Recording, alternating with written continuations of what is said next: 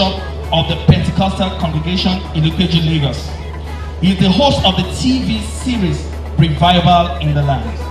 He is here with his wife, Reverend Mrs. Gbemi Olaleye, a notable gospel singer. You're welcome, sir. Praise God, praise God, praise God. When the MC said, this is not church, I beg to differ. This is great church. And we are rejoicing in God's presence. You know, we have to take the church out of the sanctuary and have it everywhere. You know, wherever God's children are present, God is present with them, with us. And we are all here rejoicing with our brother who has hit the golden age today. And I believe that in his life is a new beginning, a brand new beginning. God has started a new thing. And before long, we are going to begin to see great manifestation, mighty manifestation in his life. If you believe that, say amen. Now, you know, this is a very peculiar celebration. And Psalm 90 verse 12 just comes to one's mind. Can help us to number our days that we may apply our hearts to wisdom. Another version says that we may gain the heart of wisdom. I believe there is so much sense, but something more than sense, something deeply spiritual his heart is. It's important to know that when we are celebrating somebody's life, whatever you find in that environment is an indication of his heart. So his heart is on God. He wants us to reflect on something that we call restoring godly foundation in the 21st century. And that just tells me that the fear of God is the beginning of wisdom. And that is all his life is about. To see God glorified in this time and in this season. To see God's kingdom come and his will be done on earth as it is in heaven. His heart cry is to see revival in our time. Revival of righteousness and holiness. Revival that brings the fear of God on earth. And in that fear we begin to see God's manifestation like we have heard of in times past. But guess what? That God will even do greater mighty things, mightier than the things we have heard or seen in the past. That is his passion, and that's why we are here. I'm here, the Archbishop J.R. Ojo is here, and that tells you two men of God here, so many men of God, but to be precise, who are sharing something because his heart is so much here. Now, when I say restoring godly foundation in 21st century, it gladdens my heart that God has not left himself without a witness in this world. Despite the decadence that we see in society today and the apostasy that is happening everywhere, people are turning their backs on God. God still has men, I call them the remnant. Gideon will blow his trumpet, 32,000 will gather, but at the end of the day, God will pick less than 1%, 300, to fight a mighty battle, and the victory is to the Lord and to his people. And the children of Israel will not suffer a single casualty. It can only be God's army that will go in God's strength, and no one person is lost in the battle, and great victory is given to God and his people. Hallelujah. When I say turn to Malachi 3, now I want you to be very precise and very sincere. When I say let's go to Malachi 3, what immediately comes to your mind? Can somebody tell me? Tithe and offering. Now I've asked this question in few places, and I got the same response. And this tithe and offering has dominated our pulpit, our preaching, that we have ignored the most important things of Malachi chapter 3.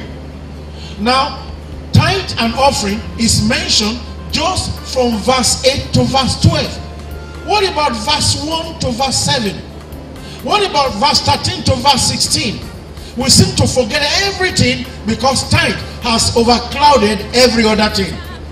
But in the first verse of Malachi 3 it says, behold, I send my messenger, and he will prepare the way before me. And the Lord whom you seek will suddenly come to his temple, even the messenger of the covenant in whom you delight. Behold, his coming, says the Lord of hosts. But who can endure the day of his coming? And who can stand when he appears? Now this is where I'm going.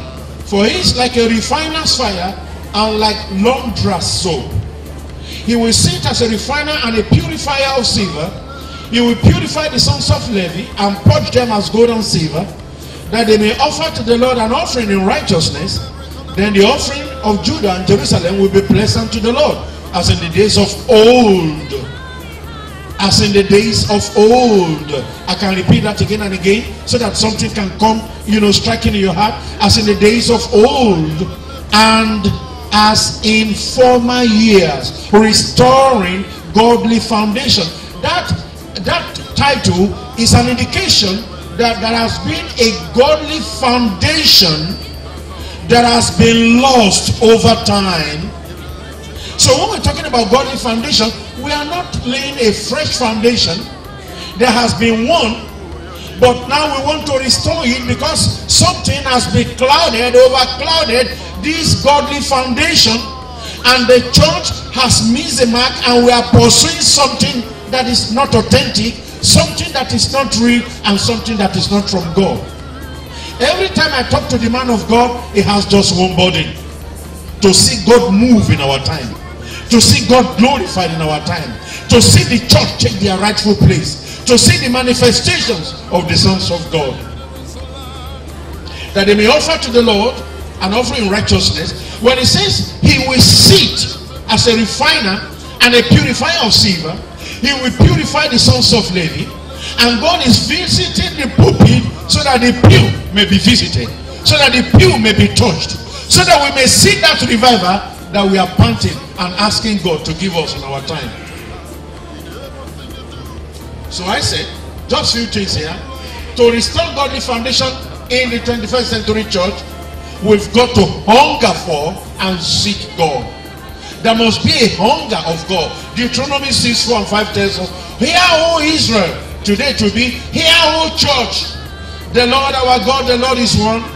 You shall love the Lord your God with all your heart, with all your soul, and with all your strength." Now God is calling us to return to our first love.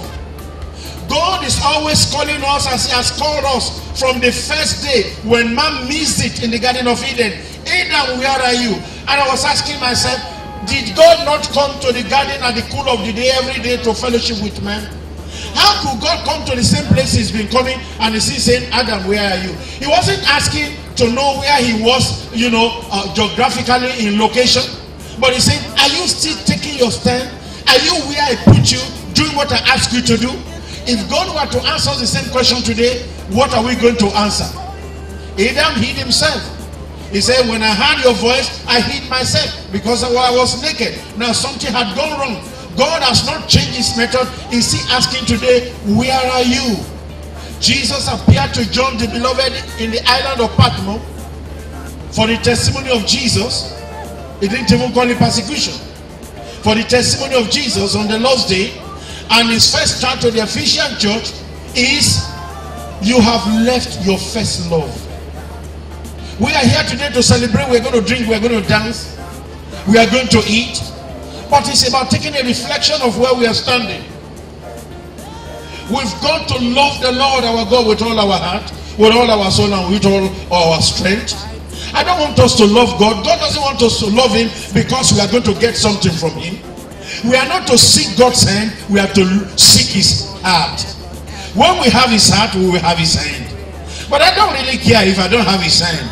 It's just that I know that he's such a good God who said, "I've not said to the seed of Jacob to seek me in vain." Young man, you are here today. You are hearing something, a message that God is sending to your generation. Whom shall I send and who shall go for us? In our churches today, we are into motivations. We are motivating people. The way you dress, they will address you. Your attitude will determine your altitude. Are these really scriptural words? Are we really seeking God and loving God with all our heart, our mind, and our soul? Are we seeking after the mundane things of this life? Are we really clothed? Or are we naked? In the contemplation of the sons of Korah, in Psalm 42:1-2, "As the deer pants for the water brooks, so pants my soul for you, O God." Verse 2 says, "My soul thirsts for God, for the living God." In order for godly foundation to be restored, we've got to develop a new hunger. Can I be very sincere with you? We've got to be sincere with God. We've got to come to a place as Christians when we are telling God, "Lord, my passion for you is lost. I'm no longer hungry for you. And when I'm no longer hungry for you, then I'm in trouble. I'm in trouble. Lord, I want you to deliver me. I want to be hungry for you. As I hunger for good, many of us are hungry now for food. The moment the servers are coming in, there is an excitement that food is coming. It's not because we are gluttons, it's just natural. Many of us came here hungry. It's natural to desire food because we eat to live. We're not living to eat, but we eat to live. Even when God said man shall not live by bread alone, he didn't say man shall not live by bread at all, but he said he shall not live by bread alone, but by every word that proceeds from the mouth of God. So we've got to hunger for God in order to restore godly foundation in our generation. Psalm 63 verse 6 and 8 says, when I remember you on my bed, I meditate on you in the night watches, because you have been my help. What do we meditate upon in our night watches? How we are going to make more money? Have you found out that more money never brings satisfaction? More clothes, more dresses have not brought satisfaction. Oh, maybe you have driven a new car before in 2005. 2 years down the line, afterwards, you are going to see a new brand of that car. Oh, you said this is the new model. That's what my colleagues are driving. I need to buy it. Oh, you better check yourself, because 2 years again they will change the model. The engine has not changed. They just change the trafficator and add one thing that they should have added 2 years ago, which they are keeping, so that you can keep buying new cars, toys. Some people have driven good car. If you don't have an appetite for the things of God, but for materialism, you will never be satisfied. Oh, iPhone 3. Then iPhone 4. Then iPhone 4S. Then iPhone 5. Then iPhone 5S. Then iPhone 6. Then iPhone 6 Plus. Then iPhone 6C. It will continue to come. Very soon we get to iPhone 10 and iPhone 20. But if we are not satisfied in things of God, where can we be satisfied? The Bible says godliness with contentment is a great gain. Why? We brought nothing to this world, we take nothing away. Our value must change in the church in Nigeria. We must begin to value spiritual things above earthly things, because they will never satisfy us. Can I even tell you, no president can satisfy us? No governor can satisfy us. No Barack Obama can satisfy the world. The world is in turmoil right now, and the world is reaping the consequences of their decision to go without God. Let me make it very brief, because my time is almost gone. I believe I've gone halfway already. Sir? It's not gone yet. Okay. In Jesus' name. Thank you, sir. So number one, we've got to hunger for God. Number two, we've got to follow the template. I'm asking, what template? What template?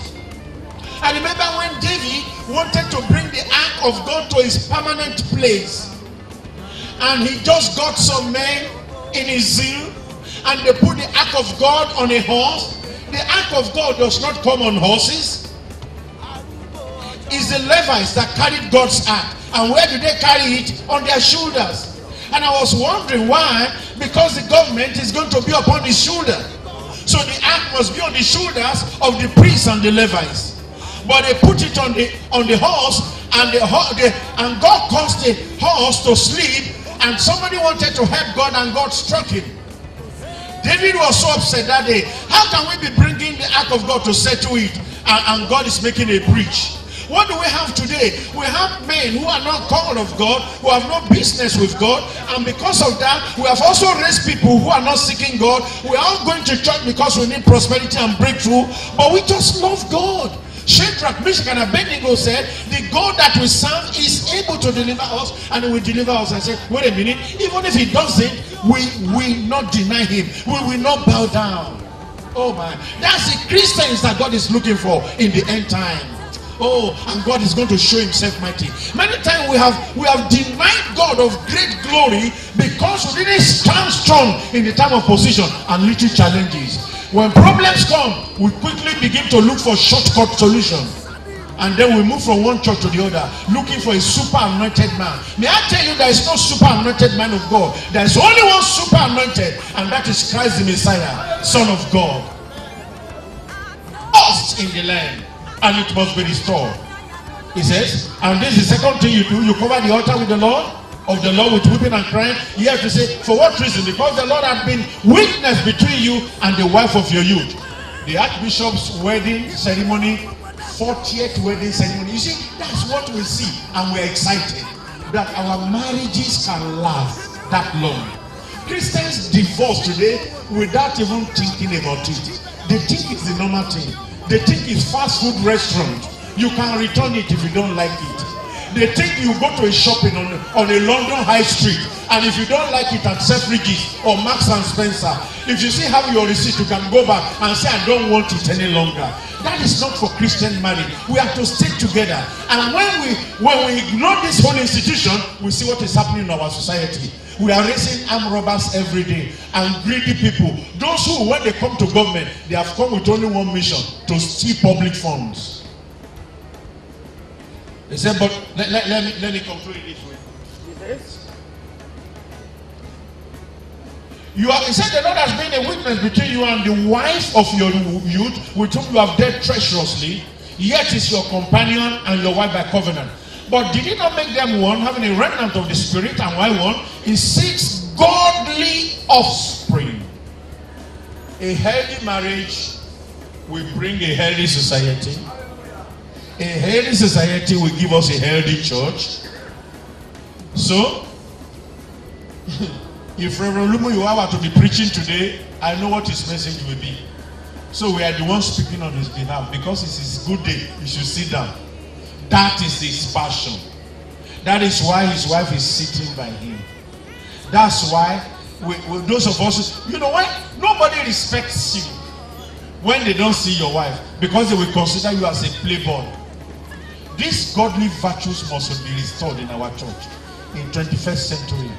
And we are going to seek God's power in an unusual manner. Can we bow our heads? Father, in the name of Jesus, we thank you, because we know that anyone who claims to be the friend of Brother Oluwamuyiwa must be a committed believer. And if somebody is not his friend that close and is here, by default, God has brought them here to tell them something. That there is hope.